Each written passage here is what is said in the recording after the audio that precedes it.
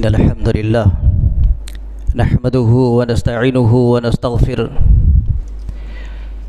व नऊज़ु बिल्लाहि मिन शुरूरि अनफुसिना व मिन सय्यिआति अअमालिना मन यहदिहिल्लाहु फला मुदिल्ल लहु व मन युद्लिल फला हादिय लहु व अशहदु अल्ला इलाहा इल्लल्लाहु वहदहु ला शरीक लहु व अशहदु अन्न मुहम्मदन अब्दुहु व रसूलुहु या अय्युहल्लज़ीना आमनु तक़ुल्लाह हक़्क़ तुक़ातिहि व ला तमूतुन्न इल्ला व अंतुम मुस्लिमून या अय्युहन्नासु तक़ू रब्बकुमुल्लज़ी ख़लक़कुम मिन नफ़्सिन वाहिदह व ख़लक़ मिनहा ज़ौजहा व बस्स मिनहुमा रिजालन कसीरन व निसाअ वत्तक़ुल्लाह अल्लज़ी तसाअलून बिही वल अर्हाम इन्नल्लाह काना अलैकुम रक़ीबा या अय्युहल्लज़ीना आमनु तक़ुल्लाह वक़ूलू क़ौलन सदीदा युस्लिह लकुम अअमालकुम व यग़फ़िर लकुम दुनूबकुम व मन युतिइल्लाह व रसूलहु फ़क़द फ़ाज़ फ़ौज़न अज़ीमा अम्मा बाद फ़इन्न खैरल हदीस किताबुल्लाह व खैरल हदी हदी मुहम्मदिन सल्लल्लाहु अलैहि वसल्लम व शर्रल उमूरि मुहदसातुहा व कुल्ल मुहदसतिन बिदअह व कुल्ल बिदअतिन दलालह व कुल्ल दलालतिन फिन्नार फ़अऊज़ु बिल्लाहि समील अलीम मिनश शैतानिर रजीम मिन हमज़िहि व नफ़्ख़िहि व नफ़सिहि बिस्मिल्लाहिर्रहमानिर्रहीम क़ाल अल्लाहु तबारक व तआला फ़ी कलामिहिल मजीद वल फ़ुरक़ानिल हमीद व अन्नल मसाजिद लिल्लाह फ़ला तदअू मअल्लाहि अहदा व क़ाल तआला इन्नमा यअमुरु मसाजिद अल्लाह मन आमन बिल्लाहि वल यौमिल आखिर व अक़ामस्सलाह व आतज़्ज़का व लम यख़्शा इल्लल्लाह। सब तारीफ़, बड़ाई और बुज़ुर्गी, किबरियाई, हम्द व सताइश अल्लाह अज़्ज़ व जल के लिए है, जिसने हम सब को इस दुनिया के अंदर इस दारे फ़ानी में पैदा फरमाया है और बेशुबहा दरूद व सलाम का सरचश्मा नाजिल हों हमारे और आपके, हम सब के, पूरे जहान के नबी, आखिरी नबी, नबी मुअज़्ज़म रसूल मुहतशम सरदार बतहा साहिब हौज़ कौसर रसूल सकलैन मुहम्मद रसूलुल्लाह सल्लल्लाहु अलैहि वसल्लम के ज़ाते ग्रामी पर, जिनको अल्लाह तबारक व तआला ने इस कायनात के अंदर इंसानियत की हिदायत और इंसानियत की बहबूदी के लिए रब ने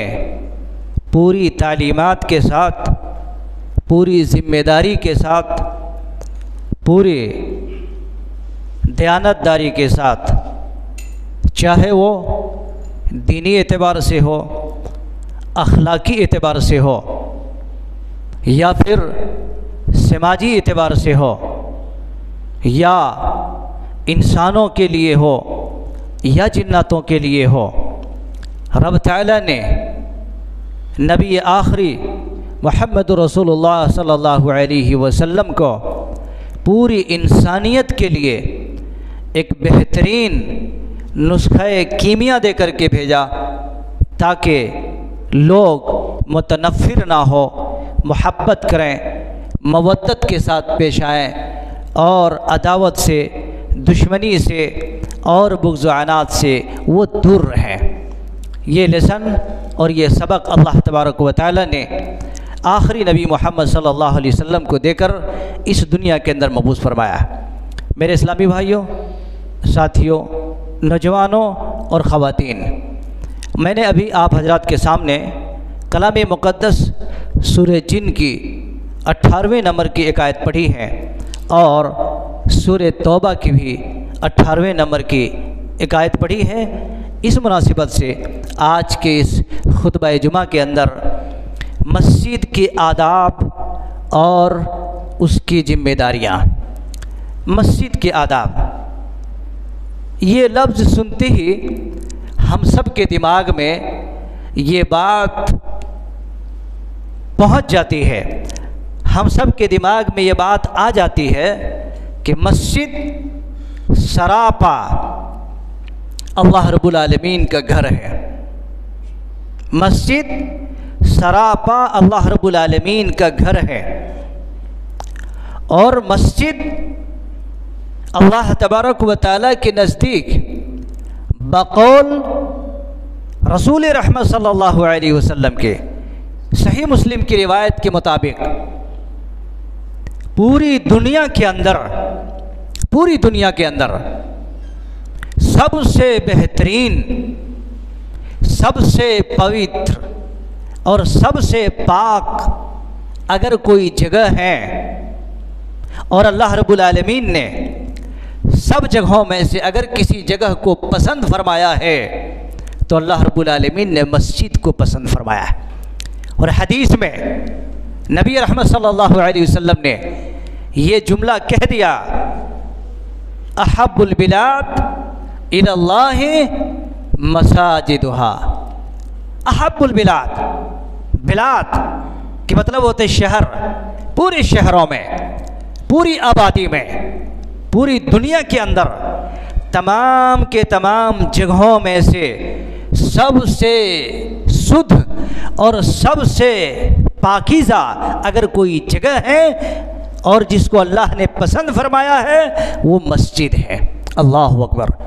मस्जिद जिस पर हम और आप बैठे हुए हैं, किबला की तरफ रुख किए हुए हैं, हमारा बैठना और हमारा यहाँ पर आना मकासिद को बयान करना नहीं है, मकासिद हम सब के दिलों में है, मकासिद हम सब के दिलों में है।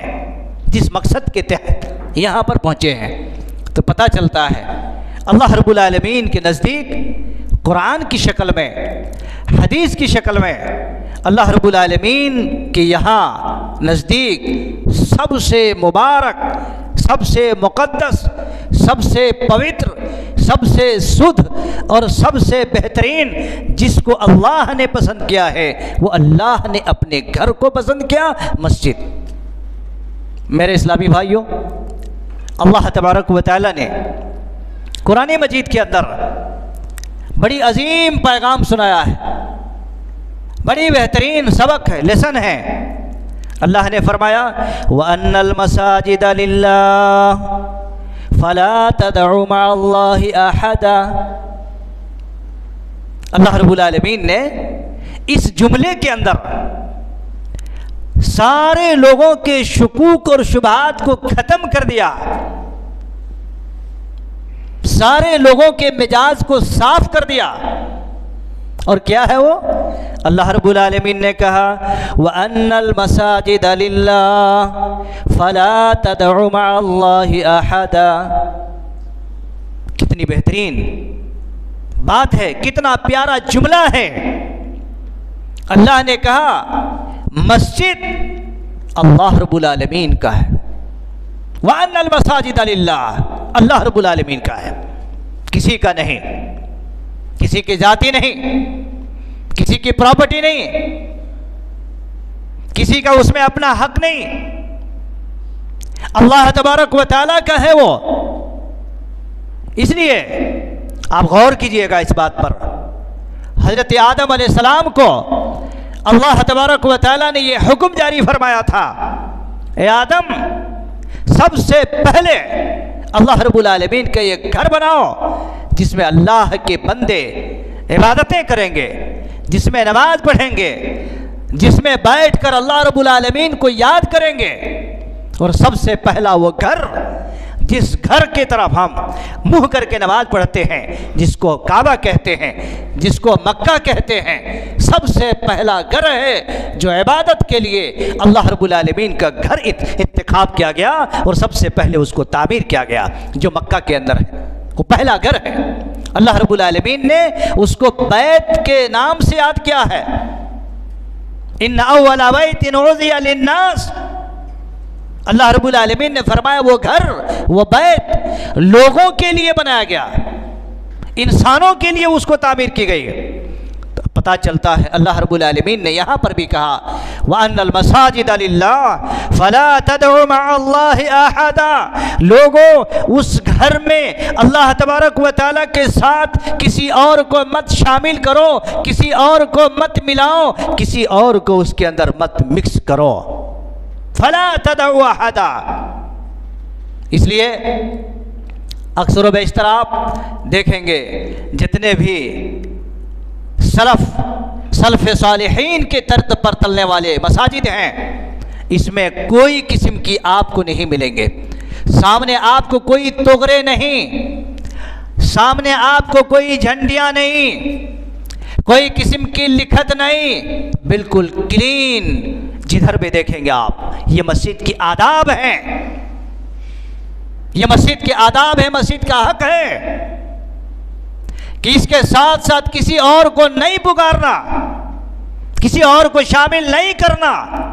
यह हक सिर्फ अल्लाह रब्बुल आलमीन का है, यह इख्तियार सिर्फ अल्लाह रब्बुल आलमीन के लिए है, किसी और के लिए नहीं। इसलिए अल्लाह रब्बुल आलमीन ने फरमाया व अन्नल मसाजिद लिल्लाहि फला तदउ मअल्लाहि अहदा, लोगों मस्जिदें अल्लाह रब्बुल आलमीन के लिए ख़ास हैं, उसके साथ किसी और को शामिल ना करना, किसी और को भी न शामिल करना। पता चलता है कि अल्लाह तबारक व तआला ने मस्जिद के कुछ आदाब बयान फरमाए हैं, कुछ हुकूक बयान फरमाए हैं अल्लाह तबारक व तआला ने। और सूरह तौबा की इस आयत में अल्लाह ने साफ कर दिया है, क्या कहा, इन्नमा यअमुरु मसाजिदल्लाह मन आमन बिल्लाहि वल यौमिल आखिर व अकीमिस्सलाह व आतज़्ज़काह व लम यख्शा इल्लल्लाह। मस्जिदें हकीकत में वही आदमी उसको तामीर करते हैं, उसको आबाद करते हैं जिसका ईमान, जिसका यकीन अल्लाह रब्बुल आलमीन के ज़ात के साथ हो, आखिरत के दिन पर हो। वो नमाज कायम करते हैं, ज़कात देते हैं और किसी से भी नहीं डरते हैं, वो किसी से नहीं डरते। मेरे भाइयों, मस्जिदें इसीलिए हैं कि मस्जिदों को अल्लाह तबारक व तआला के लिए ख़ास किया जाए और उसमें कोई किस्म की बहस और तकरार ना की जाए। मस्जिद के आदाब, मस्जिद की अहमियत, मस्जिद की तरवीज और मस्जिद के अंदर पाए जाने वाले कामों को अल्लाह रब्बुल आलमीन ने मुतअद्दिद जगह पर बयान फरमाया है। सही मुस्लिम की एक हदीस है, रसूलुल्लाह सल्लल्लाहु अलैहि वसल्लम ने बयान फरमाया है, साइब बिन यजीद रज़ियल्लाहु अन्हु हदीस की रावी है। इस हदीस पर आप गौर कीजिए। वो कहते हैं कि मस्जिद नबवी के अंदर वो खड़े थे, साइब बिन यजीद रज़ियल्लाहु अन्हु। इस हदीस के ऊपर हम और आप अपने आप को ढूंढिए कि हम हदीस पढ़ते हैं, हदीस बोलते हैं, हदीस सुनते हैं, लेकिन अमल कब करेंगे? वो दिन कब आएगा? अमल का दिन कब आएगा? अमल में लाने वाला दिन कब आएगा? मेरे भाइयों, साहिब बिन यजीद रज़ियल्लाहु अन्हु कहते हैं, मस्जिद में खड़े थे, किसी ने कंकर फेंका, किसी ने कंकर फेंका। नज़र उठा करके देखा उन्होंने तो सामने हज़रत उमर बिन खत्ताब रज़ियल्लाहु अन्हु खड़े हैं।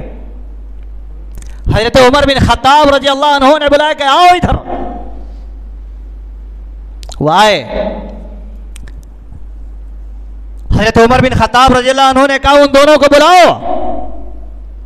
कौन दोनों?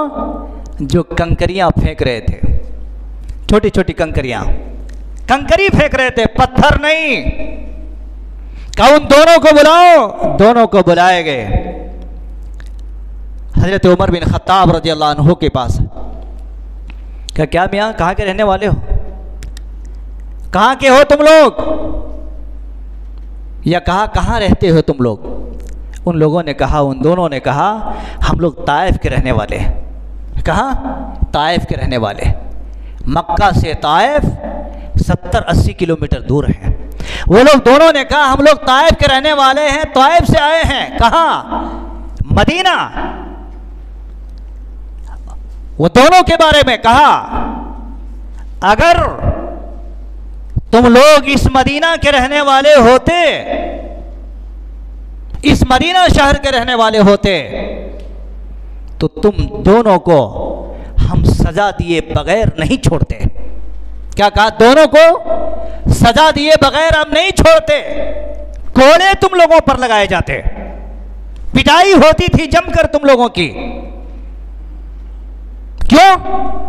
कहा तुम लोग मस्जिद रसूल में, नबी की मस्जिद में आवाजें बुलंद करते हो, नबी की मस्जिद में आवाजें उठाते हो, चीखते हो। अल्लाहु अकबर। तो रसूलुल्लाह सल्लल्लाहु अलैहि वसल्लम की मस्जिद में, सहाबा के दौर में, मस्जिद के अंदर कंकरियां फेंकते हुए छोटी सी आवाज, कंकरियों के ऊपर कौन सी आवाज आती है जरा बता सकते हैं आप? सोच सकते हैं।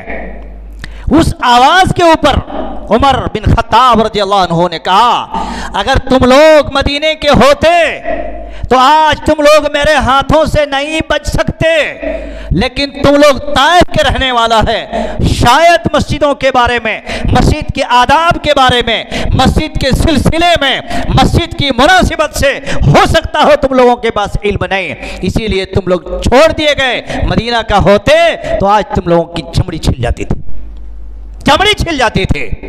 सोच सकते हो मेरे मुसलमान भाइयों, मेरे नौजवानों, मस्जिद की आदाब को मदहूज़े खातिर रखते हुए उमर रज़ियल्लाहु अन्हु ने उस चीज़ को भी नहीं बर्दाश्त किया कि छोटी छोटी कंकरियां फेंके। ये जाए कि आदमी मस्जिद में तकरार करे, मस्जिद में बहस करे, मस्जिद के अंदर आवाज़ें चीखे, मस्जिद के अंदर आवाज़ को बुलंद करे, मस्जिद के ऊपर लड़ाई झगड़े करे, मस्जिद के ऊपर तनाज़ा करे, मस्जिद के ऊपर तानो तशनी करे। ये मस्जिद के खिलाफ है, मस्जिद के आदाब के खिलाफ है। आपको मालूम होगा रसूलुल्लाह सल्लल्लाहु अलैहि वसल्लम के ज़माने में मस्जिद की आदाब को देखो, अल्लाह ने कितना बड़ा आदाब रखा है, इसके कितना बड़ा मर्तबा रखा है। रसूलुल्लाह सल्लल्लाहु अलैहि वसल्लम के ज़माने में एक आदमी, आप सल्लल्लाहु अलैहि वसल्लम का बयान चल रहा है, आपने फरमाया लोगों अपनी आवाज़ों को पस्त करो, अपनी आवाज़ों को बुलंद मत करो। अगर तुम लोग मस्जिदों में अपनी आवाज़ें बुलंद करोगे, ऊंची करोगे, तो मुमकिन है अल्लाह तबारक व तआला तुम्हारे किए हुए सारे आमाल को गारत कर देगा, मिटा देगा, ख़त्म कर देगा। दूसरे दिन से वो आदमी मस्जिद से गायब हो गए, दूसरे दिन से वो आदमी मस्जिद से गायब हो गए, नमाज में आना बंद कर दिया। अल्लाहु अकबर। रसूलुल्लाह सल्लल्लाहु अलैहि वसल्लम ने देखा, अरे वो आदमी नहीं है, 5 वक़्त की नमाज में आने वाले, मस्जिद में आना बंद कर दिया, क्यों? वो आदमी ने कहा, अल्लाह के नबी सल्लल्लाहु अलैहि वसल्लम, मैंने सुना था आपकी तकरीर में, मैंने सुना था आपके बयान में, आपकी हदीस में मैंने सुना था कि जो आदमी जिसकी आवाज़ अगर मस्जिद में बुलंद होती हो, चीखते हो, आवाज़ तकरार करते हो, लड़ते हो, झगड़ा करते हो, ऐसे आदमी की आमाल अल्लाह रब्बुल आलमीन मिटा देगा। अल्लाह के नबी, मैंने ये बात जब सुना ये तो मेरे दिल में डर महसूस हुआ कि मुझे पिछले जो भी मेरे पास थोड़े मोड़े नेकियां हैं कहीं अल्लाह उसको मिटा ना दे, इसलिए मैंने मस्जिद को जाना रोक दिया। कहा, अल्लाह के बंदे, तुम्हारी आवाज़ तो फितरती तौर पर इतनी ऊंची है, तुम मस्जिद में अपनी आवाज़ को होना बोल के नहीं करते ऊंची, जानबूझ करके नहीं, लड़ाई और झगड़ा करके नहीं। पता चलता है जो आदमी मस्जिद में बैठकर, मस्जिद में रहते हुए भी अगर अपनी आवाज को पस्त नहीं कर सका, अपने काबू को पस्त नहीं कर सका और अपने अना को नहीं दबा सका, तो रब की कसम है उस इंसान को शैतान ने अपने शिकंजे में ले लिया है और वो कभी भी फिर अल्लाह के दीन के ऊपर इस्तिकाम और इस्तिक़रार वो हासिल नहीं कर सकते। इसलिए मेरे भाइयों, मस्जिद की आदाब को समझो, मस्जिद के एहतराम को समझो। सहाबी रसूल, उनकी आवाज़ ऊंची थी, इस डर ने उनको घर में रोकना पड़ा अपने आप को कि कहीं ऐसा ना हो कि मेरी इस आवाज़ की वजह से, नबी की ज़ुबान है, नबी की हदीस है, नबी के इरशादात हैं, नबी के ज़ुबान को सुन करके अपने आप को घर में रोक लिया हो।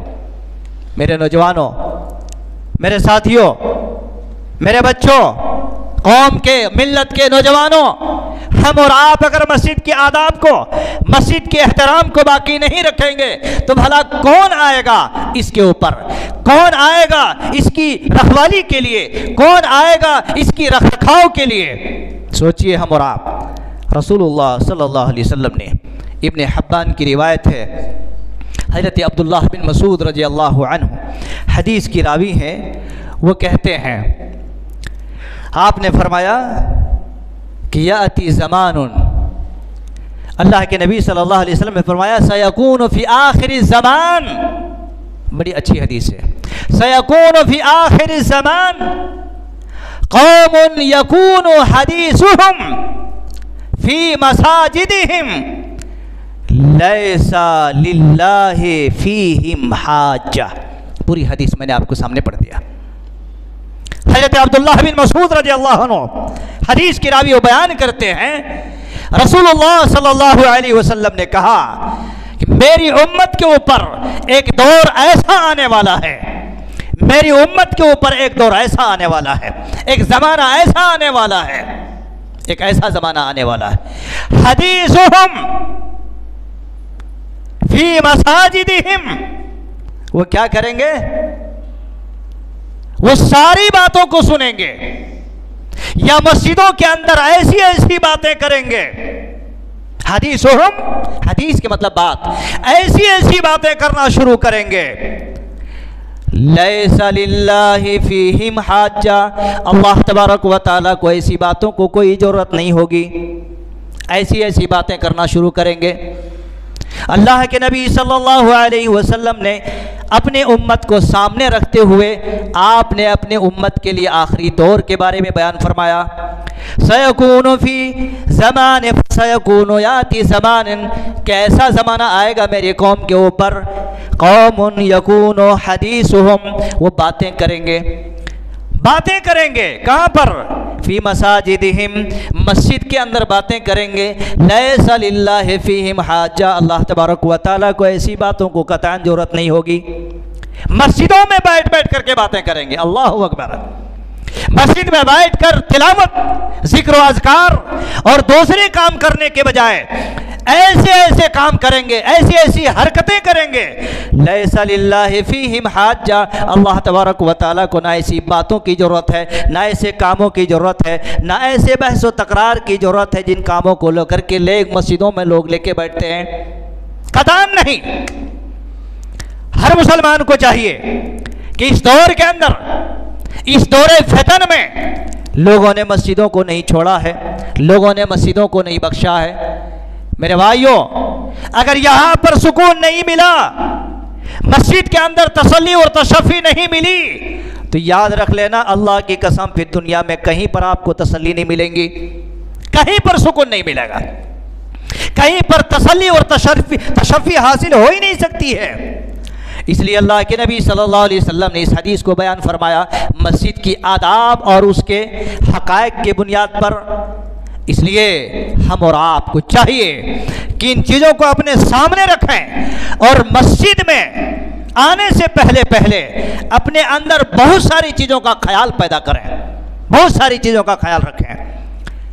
मेरे अजीज़ों, मेरे मुसलमान भाइयों, अल्लाह तबारक व तआला ने हमारे और हम सब के लिए कितना बड़ा सरमाया दिया है कि इसकी आदाब को और इसकी अहमियत को सामने रखने के लिए रसूलुल्लाह सल्लल्लाहु अलैहि वसल्लम ने कितनी सारी ऐसी बातें हम सब के लिए बयान फरमा दी है, जिसको पढ़ करके, जिसको सुन करके और जिसको समझ करके एक इंसान अपने दिल के अंदर अल्लाह रब्बुल आलमीन का खौफ पैदा कर सकता है मस्जिद में बैठने से पहले पहले। रसूलुल्लाह सल्लल्लाहु अलैहि वसल्लम ने बयान फरमाया, अब्दुल्ला बिन बिस्र रज़ियल्लाहु अन्हु हदीस की रावी हैं, वो कहते हैं, अब्दुल्ला बिन बिस्र रज़ियल्लाहु अन्हु बयान करते हैं, आप सल्लल्लाहु अलैहि वसल्लम बयान दे रहे थे, जैसे अभी मैं मिंबर पर खड़ के हूँ आपके सामने बयान दे रहा हूँ। अल्लाह के नबी सल्लल्लाहु अलैहि वसल्लम बयान दे रहे थे। एक आदमी लोगों के सामने फानते हुए, लोगों के सामने फानते हुए, अभी यहाँ तो लोग क्या है, फलांगने की ज़रूरत नहीं, पूरी तकरीर आप ख़त्म कर दो फिर भी सामने आपको जगह मिल जाएगी माशाल्लाह। पूरी तकरीर ख़त्म हो जाएगी, आधे घंटे के या 35 मिनट 50 मिनट 1 घंटा की तकरीर भी कर दो, मस्जिद में यहाँ इमाम साहब की तकरीर चलती रहेगी, उनकी तकरीर रोड पे चलती रहेगी। जैसी होगा व आखिरु दावाना अनिल हम्दुलिल्लाहि रब्बिल आलमीन, आएगा फटाफट झटाझट वज़ू कर लेंगे, पीछे नमाज पढ़ेंगे और वहीं से चलेंगे। हिदायत मिलेगी ऐसे लोगों को, मिलेगी हिदायत, बरकतें हासिल हो सकती हैं, जुमे के दिन की फजीलत हासिल हो सकती है। अब्दुल्ला बिन बिस्र रज़ियल्लाहु अन्हु कहते हैं, आदमी फलांगते हुए सामने आया, आप सल्लल्लाहु अलैहि वसल्लम ने अपनी तकरीर को रोक दिया, बयान को रोक दिया और आपने फरमाया, इजलिस फ़क़त आज़यता, इजलिस फ़क़त आज़यता, बैठ, लोगों को तूने तकलीफ दिया है। अल्लाह के नबी ने डांट के तौर पर कहा, बैठो, लोगों को तुमने तकलीफ दी है। पता चलता है मस्जिद के आदाब ऐसे हैं, खुसूसी तौर पर जुमा के दिन आदमी आता है, आने के बाद जहाँ भी जगह उसको मिल जाती है वहाँ पर बैठ जाते हैं। या मस्जिद की आदाब में से एक ये भी है कि आपने फरमाया, इज़ा दखल अहदुकुम फला यजलिस हत्ता युसल्ली रकातैन, तुम में से कोई भी आदमी जब भी मस्जिद में दाखिल हो तो उस वक्त तक ना बैठे यहाँ तक कि 2 रकात नमाज पढ़ ले वो हल्की से। ये आदाब मस्जिद हैं, मस्जिद के आदाब हैं। तो अल्लाह के नबी सल्लल्लाहु अलैहि वसल्लम ने बयान फरमाया, अब्दुल्ला बिन बिस्र रज़ियल्लाहु अन्हु ने कहा, आपने अपनी तकरीर को रोक दिया और कहा, बैठ, फ़क़त आज़यता, तूने लोगों को तकलीफ दिया। जो बेचारे आगे हैं पहले से, मेरे इस्लामी भाइयों, मस्जिद के आदाब को जरा इस बात के लिए आप समझ सकते हैं, जुमा के दिन अल्लाह के नबी सल्लल्लाहु अलैहि वसल्लम ने खुसूसी तौर पर लोगों को कहा जैसे आता है, और दोनों लोगों के बीच में जर्रा भी इशारे नहीं, इशारे से भी मना फरमाया है। आप आए, जहाँ पर जगह मिली आप बैठ गए, जे जाए कि किसी के साथ आप बहस करें, तकरार करें, किसी के साथ आप झड़प करें, किसी के साथ आप हाथापाई करें, इसे मना फरमाया है। आप सोच सकते हैं रसूलुल्लाह सल्लल्लाहु अलैहि वसल्लम की हदीसों से पता चलता है कि मस्जिद की आदाब और मस्जिद के जो एहतराम हैं अल्लाह रब्बुल आलमीन के नज़दीक बेइंतहा है। आप सोचिए, आप सल्लल्लाहु अलैहि वसल्लम ने बयान फरमाया है कि मन अकल अलबसला व सोमा फला युकर्रबन्ना मस्जिदना फ़इन्नल मलाइका। आप सल्लल्लाहु अलैहि वसल्लम ने बयान फरमाया कि तुम में से कोई भी आदमी, हालांकि हमें और आपको पता होगा मस्जिद के आदाब और एहतराम के सिलसिले में कि प्याज खाना हलाल है, लहसुन खाना हलाल है, हराम नहीं है, लेकिन फिर भी आप सल्लल्लाहु अलैहि वसल्लम ने कहा, तुम में से अगर कोई शख्स कच्चे प्याज भी और कच्चे लहसुन खाए तो मेरी मस्जिद में ना आए, फला युकर्रबन्ना, हरगिज हरगिज मेरी मस्जिद में ना आए। क्यों? इससे फरिश्तों को भी तकलीफ होती है, जिन चीज़ों के जरिया से बनु आदम को तकलीफ होती है, फरिश्तों को भी उससे तकलीफ होती है। भला बताइए, एक आदमी मस्जिद के आदाब और एहतराम को बाकी रखने के खातिर अल्लाह के नबी सल्लल्लाहु अलैहि वसल्लम ने कितना अजीम पैगाम दिया है और कितना बेहतरीन नुस्खा दिया है। इसलिए मेरे भाइयों और साथियों, जब यहाँ पर हलाल चीज़ को खाने से मना फरमाया है, हलाल चीज़ को इस्तेमाल करने से मना फरमाया है, कच्चे प्याज और कच्चे लहसुन खा करके मस्जिद में आने से रोका है, तो आप बताइए कोई भी आदमी मस्जिद में आकर के बीड़ी पी ले, सिगरेट पी ले, पान खा ले, दिगर चीज़ें कर ले और दिगर मस्जिद के अंदर दूसरी चीज़ों को जो है मस्जिद की निजाफत और मस्जिद की सुथराई में खराबी पैदा करे, कहाँ से हो सकता है ये सही? ये जायज़ नहीं है। इसलिए मुसलमान को चाहिए, मुसलमानों के अंदर इस बात का जज्बा होना चाहिए कि रसूलुल्लाह सल्लल्लाहु अलैहि वसल्लम के इन हदीसों के मुताबिक उसके आदाब और उसके एहतराम बेइंतहा है अल्लाह रब्बुल आलमीन के, अल्लाह तबारक व तआला के यहाँ। इसलिए मेरे भाइयों, आपको पता होगा कुरान मजीद की रोशनी में अल्लाह के नबी सल्लल्लाहु अलैहि वसल्लम ने, एक आदमी आपके बाजू में नमाज पढ़ रहे हैं, आपके बाजू में नमाज पढ़ रहा है एक आदमी, और आप कुरान मजीद की तिलावत कर रहे हैं। अगरचे आप कुरान मजीद की तिलावत पहले से कर रहे हैं ऊंची आवाज़ में, लेकिन एक आदमी आया और आने के बाद वो नमाज पढ़ रहा है, नमाज पढ़ने लगा, तो आपका हक बनता है। और हदीस ये बदलाती भी है कि जो आदमी नमाजी के सामने कुरान मजीद की तिलावत करता है तो अपनी तिलावत को वो धीमी कर दे। क्या करे वो? अपनी तिलावत को धीमी कर दे। आप सोच सकते हैं कुरान मजीद की तिलावत करना बेइंतहा अजर व सवाब है, नमाज पढ़ना, अल्लाह रब्बुल आलमीन का याद करना बेइंतहा अजर व सवाब है, लेकिन दोनों के अंदर फ़र्क देखो आप यहाँ पर। एक नमाजी को कुरान के ज़रिया से खलल पैदा करने से इस्लाम ने इसको रोका है। छे जाए कि एक आदमी मस्जिद में बैठकर मस्जिद के अंदर गुल्ला पैदा करे, शोर पैदा करे और मस्जिद के अंदर बेइंतहा हाथापाई करे। नमाज हो गई, जुमा हो गई या आम नमाज हो गई, बहसबाजी में लग गए, मना है मेरे भाइयों, मना है। अल्लाह के नबी सल्लल्लाहु अलैहि वसल्लम ने इसे मना फरमाया। अल्लाह की कसम है, मस्जिद में आदमी जब तक जहां तक हो सके अपनी जुबान को ताला लगा करके रखे, जहां तक हो सके अपनी जुबान को ताला लगा करके रखे।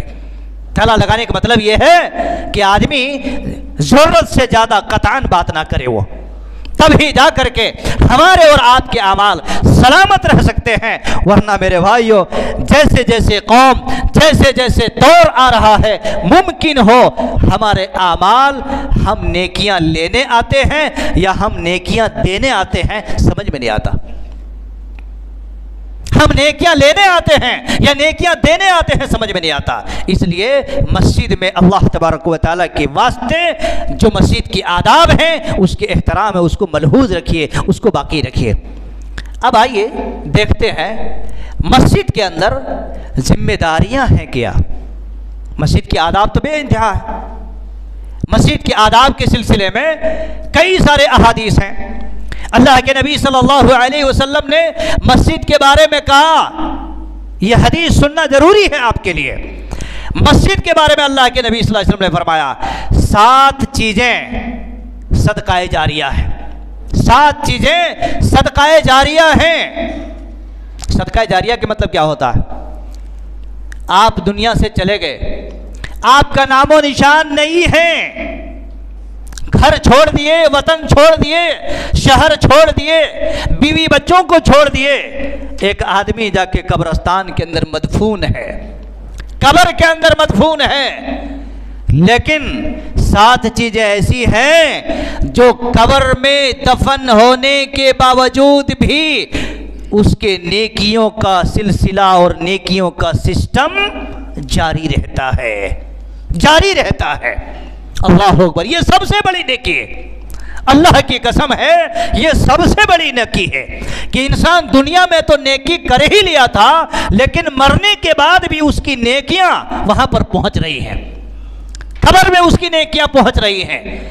उनमें से आप सल्लल्लाहु अलैहि वसल्लम ने यह भी फरमाया, औ बना मस्जिदन, जो आदमी मस्जिद को बनाता है, मस्जिद को तामीर करता है, मस्जिद की तरक्की के लिए कोशिश करता है, मस्जिद की बनावट के लिए कोशिश करता है, अपने जेब से और अपनी कमाई से मस्जिद के लिए लगाता है, अल्लाह की कसम है जब तक लोग उसमें नमाज पढ़ते रहेंगे, जब तक लोग उसमें नमाज पढ़ते रहेंगे, उसके कब्र के अंदर नेकियां उसको पार्सल होके पहुंचती रहेंगी। यह है मस्जिद की आदाब, यह है मस्जिद का हक मेरे भाइयों, कि जो आदमी मस्जिद के लिए करता है तो मस्जिद उसको छोड़ता नहीं है, कब्र में जाके पहुंचता रहता है। आपको पता होगा एक ज़माने में ये मस्जिद बिल्कुल छोटी थी सी, हम और आप जहां पर अभी बैठे हैं, ये मस्जिद छोटी सी थी, यहीं तक पिल्लर तक। और पता है आपको, इस छोटी सी मस्जिद बनाने वाले बेचारे, पैसे देने वाले कहां की सऊदी अरब में रहने वाले, ये मस्जिद को देखा नहीं, मस्जिद में एक सजदा किया भी नहीं, मस्जिद में कभी वजू किया नहीं, मस्जिद में चाहे वो 4 ईंट ही लगाए होंगे, रब की कसम है ये मस्जिद की आदाब है, ये मस्जिद का हक है। वो बेचारे अब दुनिया में जिंदा होंगे या नहीं होंगे हमें और आपको नहीं मालूम, लेकिन हम सब यहां पर जो नमाज पढ़ते हैं उनको पहुंचता रहेगा। ये है सदका जारिया। इतना बड़ा सदका जारिया को हम अगर मिटा दें, अगर खत्म कर दें, तो ये हमसे बड़े जो है महरूमियत की बात और हो ही नहीं सकती है। इसलिए दोस्तों, मस्जिद के अंदर अल्लाह के नबी सल्लल्लाहु अलैहि वसल्लम ने फरमाया है, मस्जिद, हदीस आपने कहा, अगर वो मस्जिद कोई इंसान और रियाअन और सुमातन, बगैर किसी रिया के, बगैर किसी दिखावा के, बगैर किसी शोहरत के, मस्जिद चाहे अगर एक परिंदा के घोंसले के मुताबिक छोटी सी मस्जिद क्यों नहीं बनाया हो, बैतन लिल्लाह, अल्लाह रब्बुल आलमीन उसके लिए क्या करेगा, जन्नत में घर बनाएगा। इतना बड़ा सदका जारिया, इतना बड़ा मुकाम और इतना बड़ा मर्तबा मस्जिद की है। और मस्जिद में आकर के आदमी बेहयाई करे, मस्जिद में आकर के आदमी बहसबाजी करे, मस्जिद में आकर के लड़ाई और झगड़े करे, इसके मर्तबा और इसके मुकाम, इसकी जो पोजीशन है, मेरे भाइयों अपनी जुबान से, अपने किरदार से मत खोया करो, हरगिज हरगिज मत खोया करो अल्लाह के वास्ते। इसलिए आज मुझे खुसूसी तौर पर यह मौजू मिला था कि मौलवी साहब आप इस मौजू के तहत कुछ बातें रखें। मेरे नौजवानों, मेरे भाइयों, एक ज़माना ऐसा था, लोग मस्जिद में आकर के और इत्मीनान हासिल करते थे, हर जगह म्यूजिक और बजाने की आवाज़, गाने की आवाज़ आती थी, लेकिन मस्जिद में कोई गाने की आवाज़, कोई म्यूजिक नहीं आती थी। लेकिन आज कुछ सालों से ये वायरस मस्जिद के भी अंदर आके दाखिल हो गया है। कोई भी ऐसी नमाज ना हो, बुरा नहीं लगना चाहिए, मैं अल्लाह के वास्ते मिंबर रसूल पे चढ़ के कह रहा हूं, मेरा कोई टारगेट नहीं है। इन उरीदो इल्लल इस्लाह मस्ततातु वमा तौफीकी इल्ला बिल्लाह, तौफीक देने वाला अल्लाह है, शायद के उतर जाए तेरे दिल में मेरी बात। एक जमाना ऐसा था कि मस्जिद के अंदर इत्मीनान और सुकून हुआ करती थी, लेकिन आज मेरे भाई वो म्यूजिक मस्जिद के अंदर वायरस की शक्ल में घुस आया है। कोई भी ऐसी नमाज ना हो जिसके अंदर रिंगटोन ना बजता हो, जिसके अंदर गाने की झनकार ना आते हो, जिसके अंदर म्यूजिक की आवाज ना आती हो। मेरे भाइयों, एक आदमी की तरफ से अगर 10 आदमी की खलल होती हो तो अल्लाह की कसम उसकी बख्शाइश अल्लाह के पास नहीं होगी। क्या समझ रहे हैं आप मेरे भाइयों? मेरी मुराद मोबाइल है। मोबाइल ठीक है, रखिए, मैं मना नहीं करता, मैं रोकता ही नहीं, मेरे अंदर रोकने की सलाहियत है, रखिए, लेकिन उसको हिफाजत का तरीका सीखिए, उसको इस्तेमाल का तरीका सीखिए। वरना होगा क्या कि आपकी एक म्यूजिक की वजह से लोगों के कानों में वो झनकार अगर पहुंच गए तो सबसे पहली बात, मस्जिद की आदाब को आपने उड़ा दिया, अल्लाह और उसके रसूल के तरीके और उसके जो आदाब मलहूज़ खातिर होनी थी उसको आपने अपने पैरों तले दबा दिया। और दूसरी चीज, आपने यहूद और नसारा के मिशन को आपने मस्जिद में भी कायम कर दिया। इसलिए इस बात को अपने दिमाग में रखिए। जिम्मेदारियां ये है, चंद अल्फाज में अल्लाह के नबी सल्लल्लाहु अलैहि वसल्लम ने जिम्मेदारियों के ताल्लुक से, कुरान में जिम्मेदारियों के ताल्लुक से बयान फरमाया है कि मस्जिद में जो भी उसके जिम्मेदारान होते हैं, सबसे फर्स्ट ऑफ ऑल जिम्मेदारान जो होते हैं वो, और मस्जिद के अंदर जितने भी मुसल्लियान होते हैं, मुसल्लियान होते हैं, मुसल्लियान से नमाजी, सारे लोग तो जिम्मेदार नहीं होते, मुसल्ली सब होते हैं, जिम्मेदार चंद लोग होते हैं। तो जिम्मेदारान से लेकर के मुसल्लियान तक मस्जिद की सफाई और मस्जिद की निजाफत का ख्याल करना ये हर आदमी की जिम्मेदारी है। बाद लोगों के दिमाग में क्या रहता मालूम है, ये काम तो जिम्मेदारों का है, जिम्मेदार नहीं तो मौलवी साहब कहाँ है, इमाम मोहज़न साहब कहाँ है, सदर साहब कहाँ है, फला साहब कहाँ है, अमीर साहब कहाँ है। लोग इसको समझते नहीं। अगर आपने कर दिया तो उसका अजर आपको मिलेगा। सही मुस्लिम की रिवायत में अल्लाह के नबी सल्लल्लाहु अलैहि वसल्लम ने बयान फरमाया है कि मेरे उम्मत के दो अमाल, अच्छे और बुरे दो अमाल मेरे पास पेश किए गए, दो अमाल मेरे पास पेश किए गए। उनमें से एक क्या था, जो सबसे अच्छा अमाल जो मेरे पास पेश किया गया, उनमें से ये है कि रास्ते से तकलीफ देह चीज़ को हटा देना, ये सबसे अच्छा अमाल है, सबसे अच्छा अमाल है। आज मुसलमान भी देखो बहुत जगह पे क्या करते हैं, प्रोटेस्ट कर रहे हैं ना, धरने दे रहे हैं, प्रदर्शन कर रहे हैं, ये गलत बात है मेरे भाइयों, ये कसूर अपना है। तुमने छोड़ दिया हकीकत को और फालतू और बेकार बातों के पीछे लग गए, फिर तुम चीखते हो, तुम्हारा हक कहाँ से मिलेगा। तो अल्लाह के नबी सल्लल्लाहु अलैहि वसल्लम ने फरमाया कि रास्ते से तकलीफ दे चीज़ को हटा देना सबसे अच्छे अमाल में से है। और दूसरा सबसे बुरे अमाल में से जो मेरे पास पेश किया गया, उनमें से ये है कि मस्जिद में थूकना। सबसे बुरे अमाल में से क्या है, मस्जिद में थूकना। एक आदमी आते जहाँ तहाँ देखे, वज़ू खाने में देखो, टॉयलेट में भी जा कर के देखो, मेरी बात थोड़ी लंबी हो जाएगी, थोड़ा सुन लीजिए। टॉयलेट में जा कर के देखो, लेटरिन करके चले गए, पेशाब करके पानी भी नहीं मारे चले गए, कोई भी दूसरा आदमी आएगा उसकी बू पूरा सूंघना पड़ता, उसको तकलीफ होगी। या आप तकलीफ दे रहे हैं?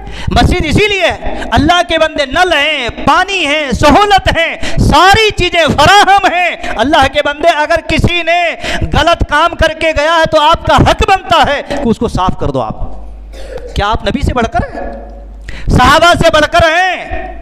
नबी अपने हाथ से क्या करते थे, सहाबा अपने हाथों से क्या करते थे, लेकिन आप ढूंढ रहे हैं इमाम साहब को, ढूंढ रहे हैं मौज़न साहब को, ढूंढ रहे हैं जिम्मेदारान को। अल्लाह तबारक व तआला आपके लिए कल ये जरिया बना देगा निजात का। आप जो मस्जिद के लिए किए हैं, मस्जिद के लिए जो कर रहे हैं, निजात का जरिया बना देगा। तो इसलिए मस्जिद के अंदर सफाई का ख्याल होना ज़रूरी है। दूसरे मुख्तसर तौर पर मस्जिद के अंदर जब आदमी आता है तो उसकी जिम्मेदारियों में से एक जिम्मेदारी ये भी है कि वो अपने कपड़ों का ख्याल करे, क्योंकि अल्लाह तबारक व तआला ने फरमाया है, या बनी आदम खुज़ू ज़ीनतकुम इंदा कुल्लि मस्जिद, ए बनी आदम तुम नमाज के वक़्त ज़रा ज़ीनत इख्तियार कर लो।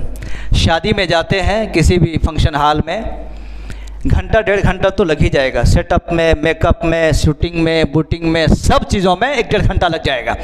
मस्जिद में आने के लिए अगर पूछो क्या पानी ना आए, एक आदमी से पूछा था मैं कुछ साल पहले, जुमा के दिन पानी ना आते, नहीं मैं 4 शंबे को नहाया था मुल्क साहब, फिर अब जुमे के दिन क्या नहाऊं, 4 शंबे को नहाया था, वो जुमेरात बीत में चले गए, जुमा आ गया। अल्लाह के बंदे अगर जुमा के दिन आप नहाते हो उसका भी सवाब मिलेगा। अगर जुमा के दिन बीवी वाले लोग हैं और आप अगर सुन्नत रसूल के मुताबिक अपनी बीवी से हम बिस्तरी भी करते हैं और नहा धो करके आप फजर में भी आते तो उसका भी अजर मिलेगा। समझ रहे हैं? तो सारे आदाब हैं। जब आदमी बेअदब बन जाए तो उसको कितने भी हदीसें सुनाए कोई फ़र्क पड़ेगा? कोई फ़र्क नहीं पड़ेगा। तो इस लिहाज से कपड़ों का ख्याल करें, और कपड़े तो कपड़े, सितम बलाए सितम। मेरे भाइयों, अफसोस के साथ कहना पड़ता है, लोग धीरे धीरे हर दिन, हर साल, हर महीना दुबला नहीं हो रहे हैं, क्या हो रहे हैं? मोटे हो रहे हैं, और उनके कुर्ते छोटे हो रहे हैं। टी शर्टा नहीं मिल रहे आजकल बाज़ारों में, जा कर के ढूंढते हैं जॉकी में, उसमें जाके ढूंढते हैं बड़े टी शर्ट, लेकिन फिर भी बेचारा जब वज़ू करने के लिए ऐसा झुकता है तो पीछे पूरा फॉरेस्ट दिखते रहता। बेशर्मी के साथ कह रहा हूँ मैं, हक बात कहने के लिए कोई शर्म नहीं। आप क्या दूसरों को आप तकलीफ दे रहे हैं? आपकी वजह से दूसरों की नमाज में खलल है, आपकी वजह से दूसरे लोगों की नमाज में ख़त्म। अगर वही चीज़ जैसे आजकल कैमरा का सिस्टम चला है, अगर वही आपको पीछे से एक फ़ोटो लेकर के बता दे, किसकी फ़ोटो जरा देख लो मेरे भाई, आप इनकार कर सकते हैं? सोचिए जरा, इनकार कर सकते हैं आप? अरे मेरा पीछे का हिस्सा ऐसा है, अल्लाह अकबर, बाखुदा बता रहा हूं, अल्लाह मेरी बात को सुन रहा है। वज़ू खाने में जब आदमी झुकता है और सजदे में जब जाता है तो पीछे का आधा हिस्सा दिखते रहता है। नऊज़ बिल्लाह मिन ज़ालिक।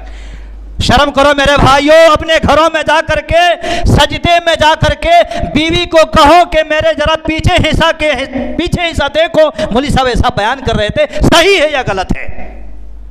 तो आपकी बीवी बताएगी नहीं जी ऐसा गलत है, तुम ऐसे जा करके मस्जिद में लोगों के सामने ऐसी हरकतें करते हो।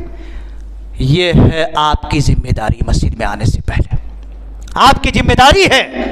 और याद रखिएगा मेरे भाइयों, मस्जिद में आने के वक्त कभी भी तीसरी चीज, दो लोगों के बीच में जर्रा बोल के पूरा हो जाते हैं, गलत है ये। आपको उधर जगह मिली है, आप वहां बैठो, उधर जगह मिली है वहां बैठो, आप हरगिज़ ऐसा करना गलत है, इशारे से भी नहीं, किनारे से भी नहीं। जुमा के दिन, जिस दिन अल्लाह अकबर, पहाड़ कांप जाता है, फरिश्ते कांप जाते हैं, आसमान डगमगाने लगता है जुमा के दिन, उस दिन की इतनी बड़ी अहमियत और फजीलत बयान की। इसलिए जिम्मेदारी को आप समझिए। अब्दुल्ला बिन बिस्र रज़ियल्लाहु अन्हु की हदीस मैंने पहले सुनाई थी कि आदमी आया और दोनों के बीच में जगह फलांगने की कोशिशें की। अल्लाह के नबी सल्लल्लाहु अलैहि वसल्लम गुस्से से कहा, चल इजलिस बैठ, तुम दोनों के बीच में जगह ढूंढ रहे हो, लोगों को तकलीफ दे रहे हो। इसलिए मेरे भाइयों, इस जिम्मेदारी को अपने अंदर महसूस कीजिए। और इसी तरीके से चौथी चीज, मस्जिद के अंदर जिम्मेदारियों में से एक ये भी है कि जुमा के दिन जहां तक हो सके मस्जिद को भी खुशबुओं से मुअत्तर करे। सऊदी अरब बहुत सारे यहाँ लोग हैं, हरमैन शरीफैन में जा चुके हैं, हरमैन शरीफैन में जा चुके हैं। पूछिए इन लोगों को कि वहां पर अल्हम्दुलिल्लाह मस्जिद में बदबू को खत्म करने के वास्ते और खुशबू को पैदा करने के वास्ते हजारों करोड़ों रियाल खर्चा करते हैं।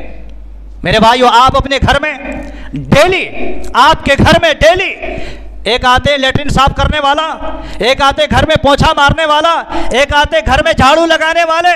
वही पैसे अगर मस्जिद को लगा करके एक आदमी, हर आदमी अहले खैर वाला, अहले माल वाला, अहले सरवत वाला, अल्लाह की कसम है, मस्जिद से छोड़ो जी, मेरे तरफ से तुम काम करो मस्जिद में, हर महीना तुम्हें इतनी तनख्वाह दी जाएगी और ये सवाब मैं अल्लाह से लेना चाहता हूँ। अल्लाह की कसम, आप घर में जो पैसे लगा रहे हैं, हो सकता है उसमें आपको अजर और सवाब नहीं मिलेगा, लेकिन मस्जिद के अंदर एक आदमी आप फिक्स करेंगे तो उसका अजर आपके लिए सदका जारिया बनेगा।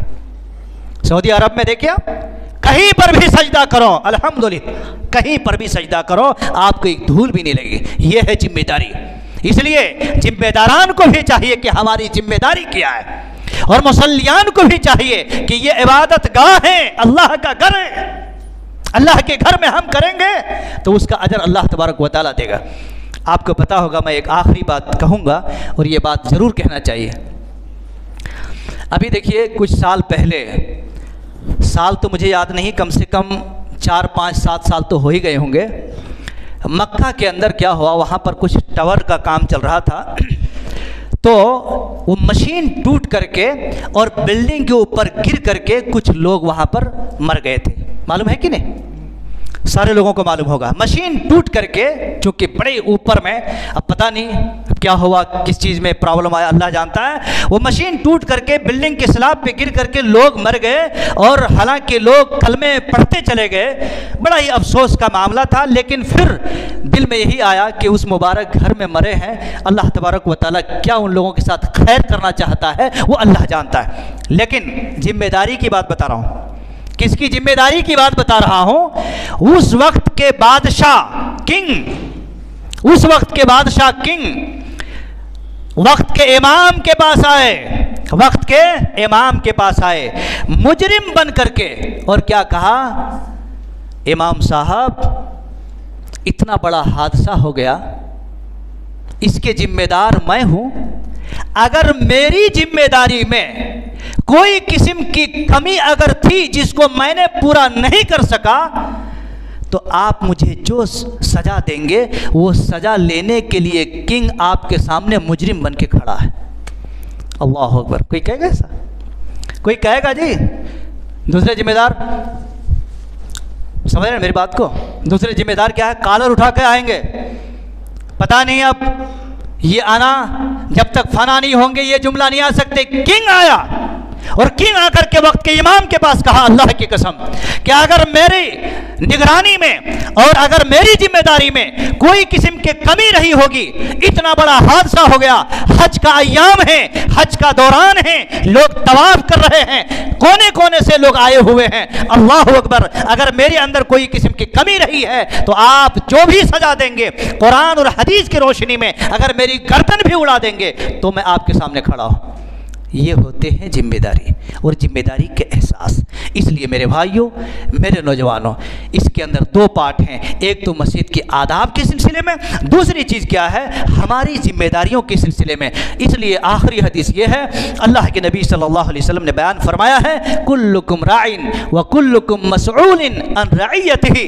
याद रखो, हर आदमी मसऊल होंगे, अल्लाह रब्बुल आलमीन के पास सवाल किए जाएंगे। आम आदमी जो होते हैं उससे कम सवाल किया जाएगा। आम आदमी जो होते हैं उससे कम सवाल किए जाएंगे, लेकिन जो जिम्मेदार होते हैं उसको उल्टा पलटा करके सवाल किए जाएंगे। बार बार उसको पूछा जाएगा, बार बार उसको पूछा जाएगा। इसलिए जिम्मेदारी अलग चीज़ है और जिम्मेदारी निभाना ये सबसे बड़ी चीज़ है। मैं अल्लाह से दुआ करता हूँ कि बारे अल्लाह हमें और आपको, हम सबको कुरान और अहादीस की रोशनी में मस्जिद के आदाब और उसकी जिम्मेदारियों के सिलसिले में जो भी बातें कही गई हैं, मैं अल्लाह ताला से ये दुआ करता हूँ कि अल्लाह ताला हम सबको उसके आदाब को भी मलहूज़ खातिर रखने की तौफ़ीक़ अता फरमा, और उसके बाद जो जिम्मेदारियाँ हैं हर आदमी अपनी अपनी जिम्मेदारियों के तहत उसको पूरा करने और उसको मुकम्मल करने की तौफीक नसीब अता फरमा। इलाहुल आलमीन, जो भी बातें कुरान और हदीस की रोशनी में कही गई हैं, अल्लाह तबारक व तआला हमें कहने से ज़्यादा और आप सबको सुनने से ज़्यादा उस पर अमल करने की तौफीक अता फरमा। अल्लाह ताला हम सब के गुनाह जो अब तक हो चुके हैं अल्लाह उसको माफ़ फरमा दे, और आने वाले दिनों में अल्लाह तबारक व तआला हम सब के दिलों में नेक अरमान, नेक तमन्नाएँ, नेक जुस्तजू और नेक इरादे पैदा करने की तौफीक अता फरमा। इलाहुल आलमीन, हम सब की जिम्मेदारियों के सिलसिले में अगर कोई किस्म की कोताही और कोई किस्म की कमज़ोरी रही होगी तो अल्लाह हम अपने सीने में हाथ रख कर अपने गरीबान में मुँह डाल करके तौबा करते हैं, माफ़ी मांगते हैं। अल्लाह तो माफ़ फरमा दे, और आने वाले दिनों में अपनी अपनी जिम्मेदारियों को बेहतर रूप में, भले रूप में अंजाम देने की तौफीक अता फरमा। इलाहुल आलमीन, हम सबको मस्जिद के अंदर जो आदाब हैं बातचीत करने के लिहाज से और मस्जिद के अंदर बैठने के लिहाज से और मस्जिद के दिगर तमाम दूसरे ज़रूरियात के तकाज़ों के बुनियाद पर अल्लाह ताला अपनी बातों को, अपने कलाम को, अपनी ज़ुबान को पस्त से पस्त रखने की तौफीक अता फरमा। व अक़ूलु क़ौली हाज़ा व अस्तग़फ़िरुल्लाह ली व लकुम व लिसाइरिल मुस्लिमीन व आख़िरु दअवाना अल्हम्दुलिल्लाहि रब्बिल आलमीन। बारकल्लाहु लना व लकुम फ़िल क़ुरआनिल अज़ीम व नफ़अना व इय्याकुम बिल आयाति व ज़िक्रिल हकीम। इन्नहु तआला जव्वादुन करीम व लकुम रऊफ़ुर रहीम।